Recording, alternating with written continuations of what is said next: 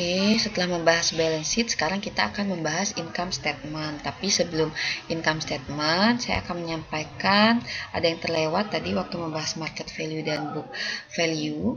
Jadi di sini biasanya analis itu atau manajer keuangan itu sangat membutuhkan informasi antara book value dengan market value. Ada namanya rasio itu market to book value. Jadi nilai market value dibandingkan dengan book value. Perusahaan yang sehat itu market to book value-nya itu harus lebih besar dari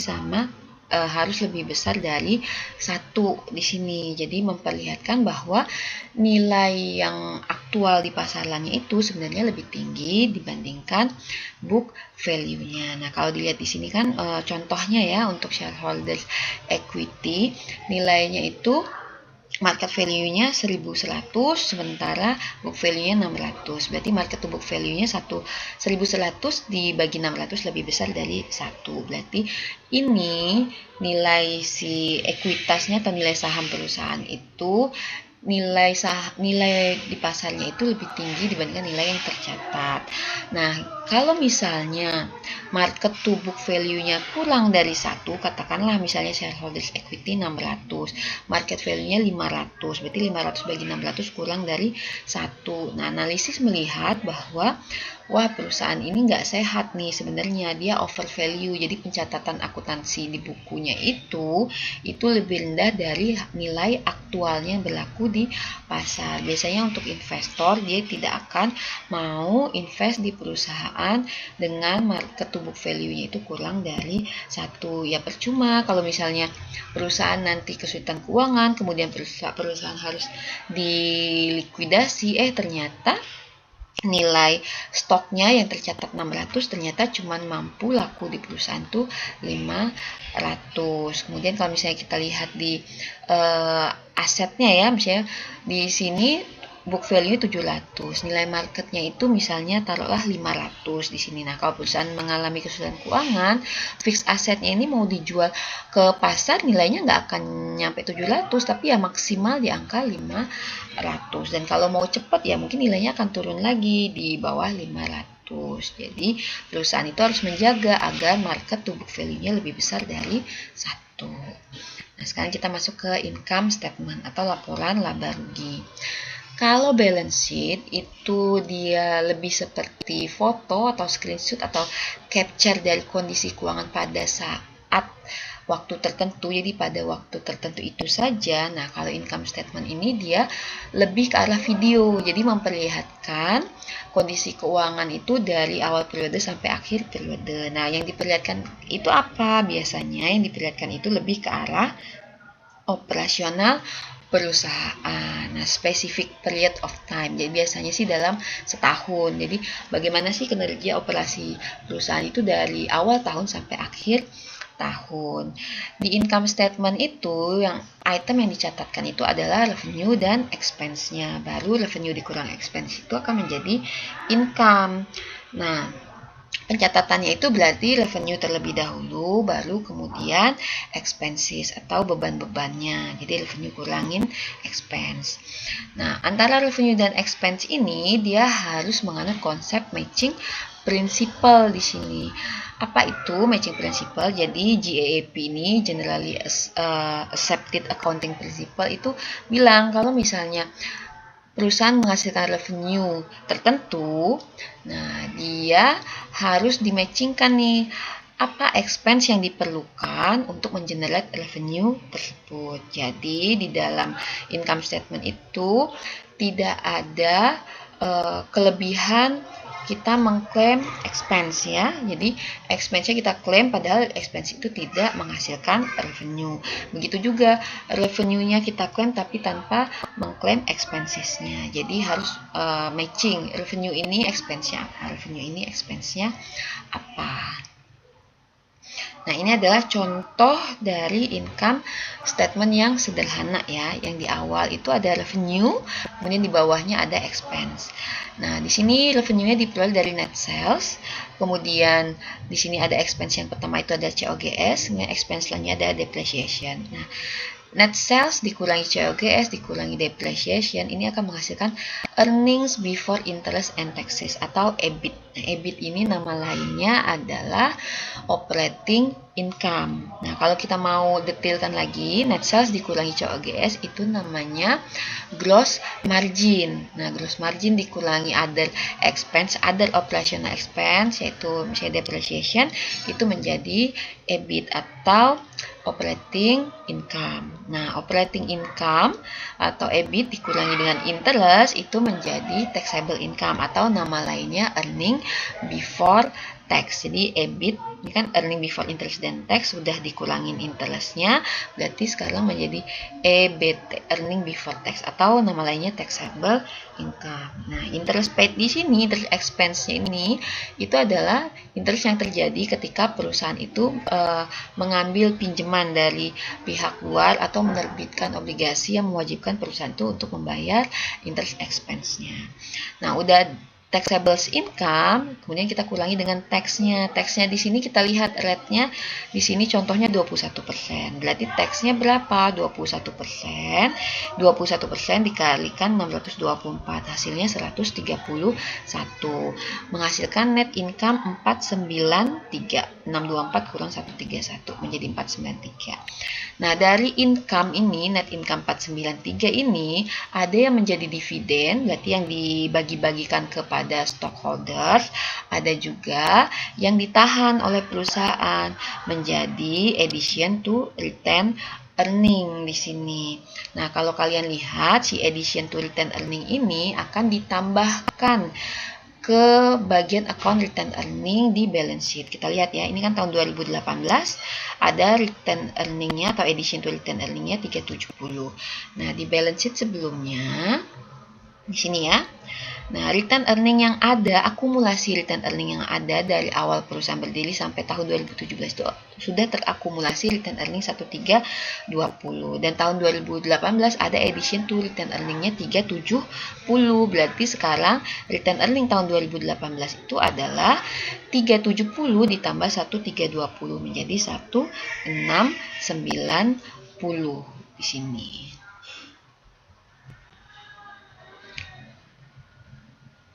Nah, itu adalah income statement. Sekarang kita masuk ke cash flow ya di sini ya.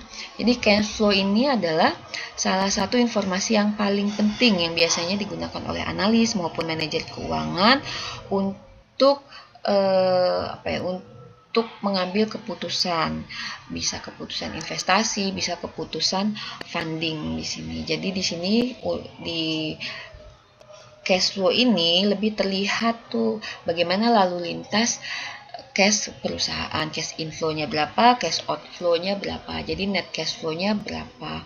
Kalau di manajemen keuangan tuh ada aksioma yang bilang cash is a king, not profit. Jadi yang lebih penting itu sebenarnya cash, bukan profit. Kenapa? Kalau kita lihat di sini ya, di laporan keuangan, kan kita punya profit 493. Nah, 493 ini berasal dari revenue 1509. Nah, sebenarnya belum tentu 1509 ini revenue-nya kita sudah terima semua nih dalam bentuk cash. Mungkin di sini masih banyak yang masih dalam bentuk account receivable. Nah, account receivable kan ada kemungkinan tidak tertagihnya kan di situ. Nah, jadi mungkin saja nanti pas sudah collect account receivable-nya itu ada sebagian yang tidak tertagih. Jadi yang menjadi cash-nya itu enggak 100% dari account receivable-nya. Nah, untuk konsep cash flow sendiri sebenarnya dia ngikutin balance sheet identity. Jadi kalau balance sheet identity itu kan aset sama dengan liabilities plus equity. Begitu juga dengan cash flow. Jadi cash flow from asset itu harus sama dengan cash flow to creditors plus cash flow to stockholder. Nah, yang pertama yang akan kita lihat itu ada cash flow from asset. Nah, untuk cash flow from asset ini yang akan kita lihat itu bagaimana cash itu di-generate dari utilisasi aset, kemudian bagaimana cash flow yang kita hasilkan itu untuk membayarkan untuk financing kita yang tadi untuk liabilities maupun untuk stockholdersnya, ataupun untuk purchase aset-aset baru di sini.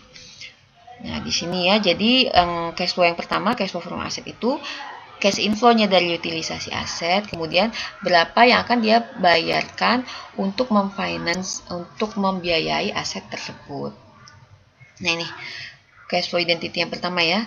Cash flow from asset sama dengan cash flow to creditor, cash flow to stockholder. Jadi, kalau kita sudah dapat cash flow from asset, harusnya nilainya akan sama dengan berapa yang kita bayarkan ke kreditor, berapa juga yang akan kita berikan kepada stockholder.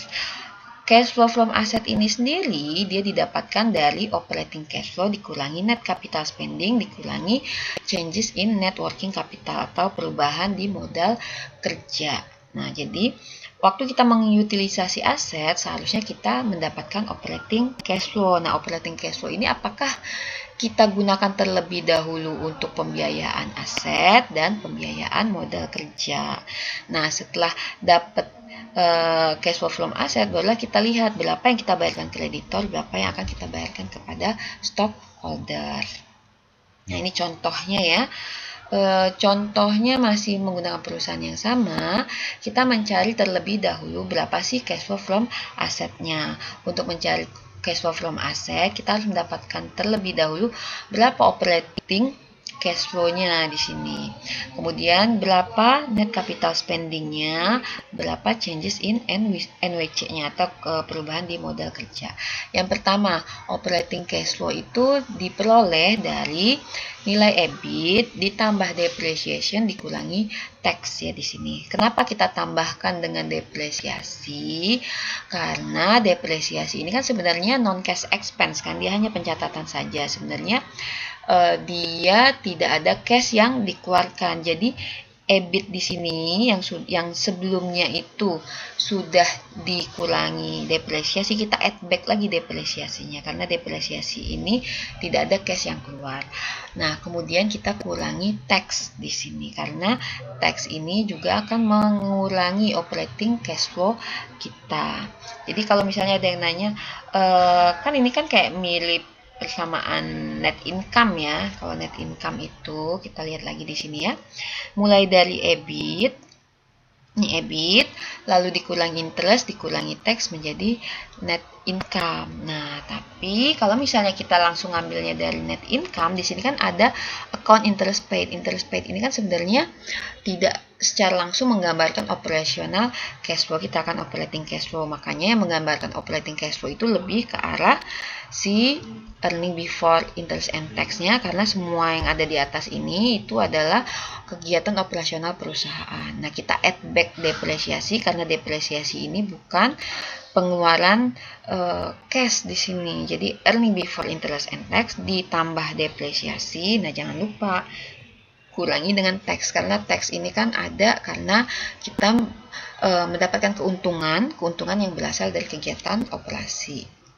Nah, tadi operating cash flow berarti earning before tax berarti 694 ditambah 65 dikurangi dengan 131. Nah, ini menjadi 628.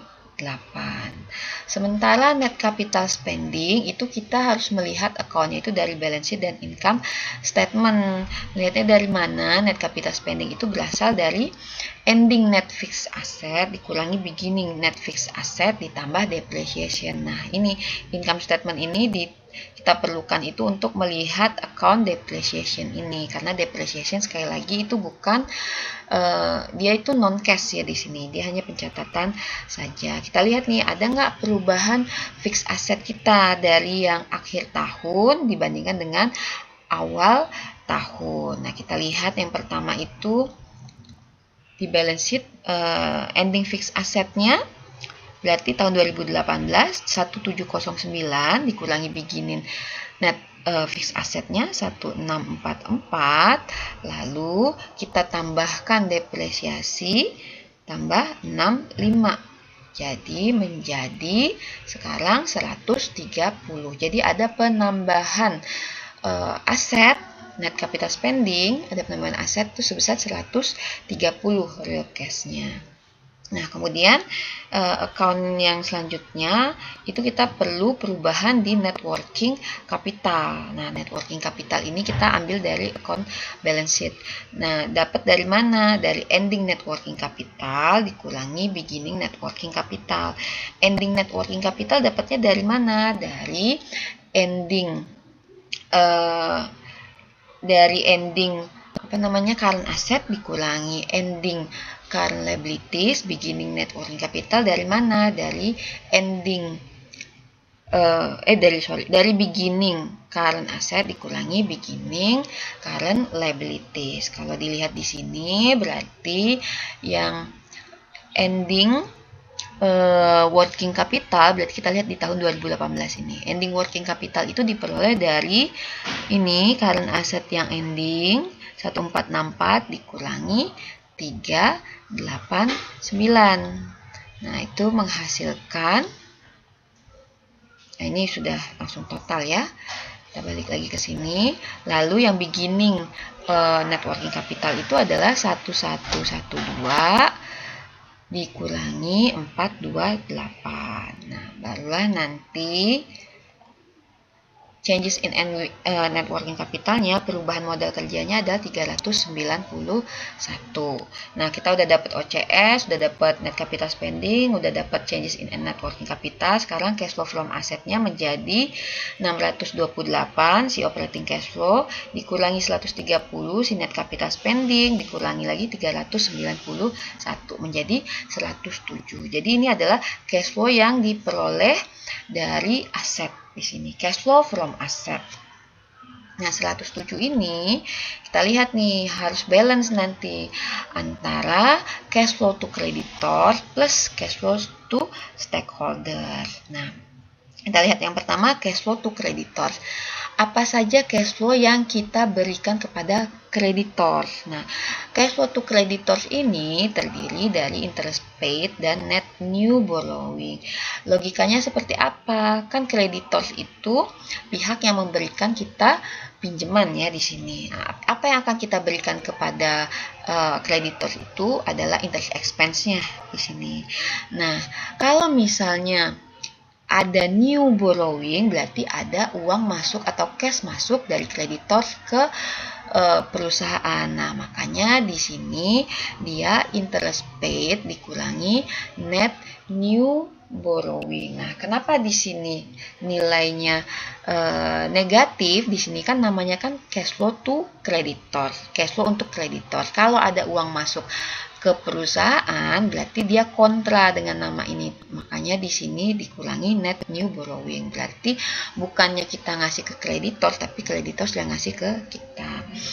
Nah, interest paid ini sudah ada di income statement. Nah, net new borrowing itu dapat dari mana? Dapat dari ending long term debt dikurangi beginning long term debt.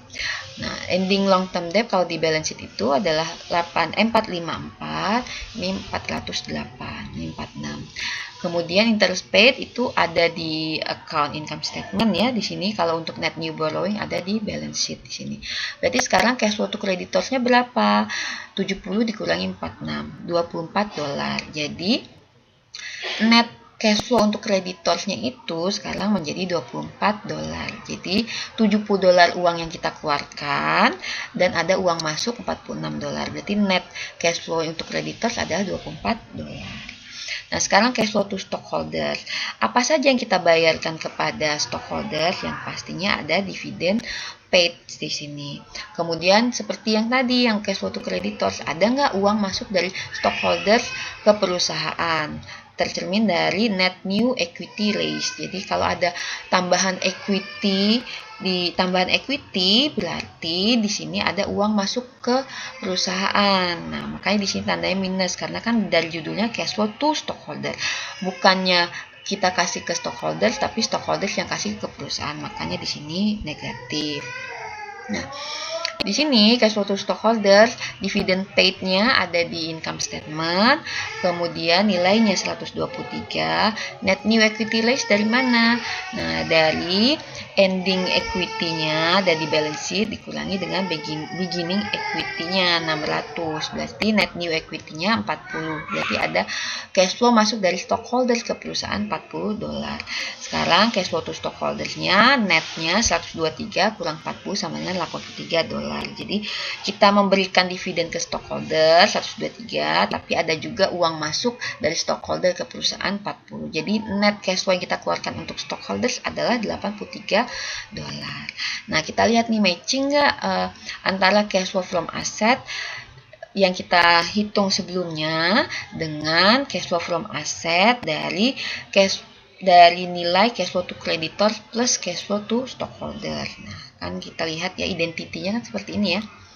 Jadi nilai ini harus sama dengan cash flow from asset yang udah kita cari sebelumnya. Tadi ketemu cash flow from asset ini 107. Kemudian kalau misalnya kita pakai cash flow to creditors ditambah cash flow to stockholders, berarti 24 tambah 83 nilainya 107. Berarti masih matching tuh cash flow from asset sama dengan cash flow to creditors plus cash flow to stockholders.